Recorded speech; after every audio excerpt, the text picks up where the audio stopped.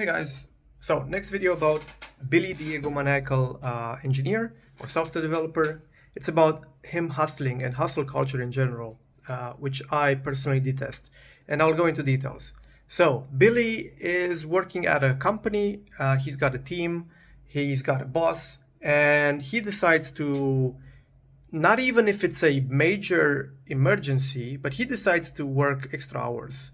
And that's fine, but he actually has the expectation of everybody else being on the same level as him, right? So he will email or Slack you at 8 p.m. or on the weekends or during a holiday, and he will expect people to put in as much effort into this as him.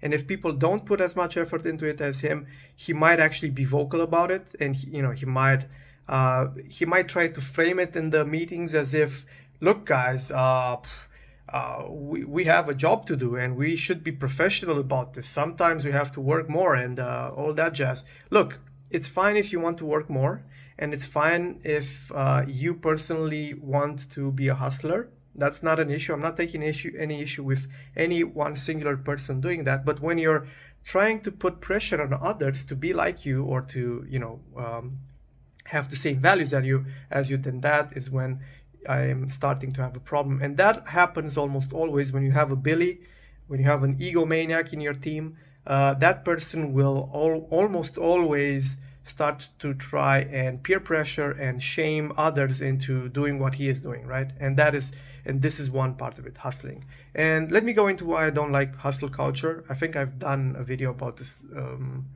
and it was in regards to Andrew Tate. But yeah, let's just get back to the point. Hustle culture is unnatural. And I'll give you some examples. In nature, in biology, you don't see lions kill 5 buffalo, eat one and hoard the other 4 because profit. You don't see that happening, right?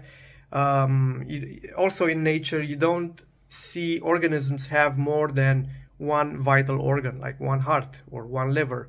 Sometimes you do need a pair, like the what are they called?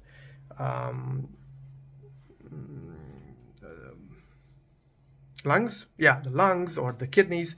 Okay, sometimes you do have a pair, but there's always a good reason, and efficiency is always behind that, right? And so the reason why I don't approve of hustle culture is because it's against nature, it's unnatural, and it doesn't actually take into account efficiency, and it doesn't actually take into account proper resource management and energy management. So the hustlers will work 12 hours a day, be proud of it, just to get 50% more than the others. That's not a good trade-off. You are trading all of your energy, all of your time. You don't have time for friends or family. You don't have time for your kids. If you have kids, you don't have time for your parents, which your parents, they might not be along for much longer. So you are trading away all of that time and all of that energy just to make 50% or 100% more money per year, let's say, and to do what with it? Reinvest it? Just keep playing the game? Doesn't make any sense. And so that's just me touching a bit on hustle culture and why, in general, it's a bad idea to be a hustler, in my opinion. I mean, if you're poor and you're trying to get out of the lower bracket of society, then I guess that's fine. But even that should be a one-time thing until you've made it, so to say. But if you are like a millionaire and you're trying to become a billionaire, or a billionaire and you're trying to become the first trillionaire or whatever, and you're hustling 12, 14 hours a day, what are you gaining out of it? What's the end game? What's the end result? Right? How efficient are you if you're working 12 hours a day? You're probably not as efficient as somebody who's working 4 hours a day, but in those 4 hours he is completely in the work that he's doing, right? So And I say this again. I do this. I will say this again about software developers as well. You see software developers who brag that, oh man, I worked 10-hour week, 10-hour days for a couple of months at that company, and we had crunch, and we barely released in time, and we had all the bugs and all the problems, and yeah, you still released with problems, you still released with bugs, you still released with issues and errors.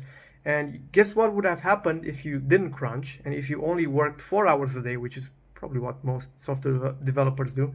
Guess what would have happened if you worked just 4 hours a day? You would have done the same volume of work, because if you work more and you are more tired and have less energy, you make more mistakes. Correcting mistakes takes more time. So you're not actually working, you're not actually putting in 10 hours of work. You're putting in 4 hours of work plus 6 hours of fixing mistakes. So you're not actually, maybe even less, maybe you're doing 2 hours of work and 8 hours of fixing mistakes. But if you were to say, look, I'm going to actually work for 4 hours and then take a break, and if I don't feel like working anymore after the break, I'll just call it a day. And then the next day you get back in, and the 4 hours that you do are going to be much more efficient and better. Then you're doing the same amount of work, but you're not wasting your life energy and your time just with the work alone. And so this is something that I consider to be honestly childish. Because like when you look at somebody like Andrew Tate and you see his courses and you see what he's saying, a lot of the things that he is saying about masculinity and modern culture, those things are, I would say, okay-ish, right? But when he goes off into hustling and working 12-hour days or whatever, that's just childish. That is just not sustainable, inefficient, and a waste of everybody's time who attempts it. But that's just my opinion. Let me know what you guys think, and let me know if you've got a Billy who does this in your company, and how you interact with him. Like, what's your work relationship with Billy?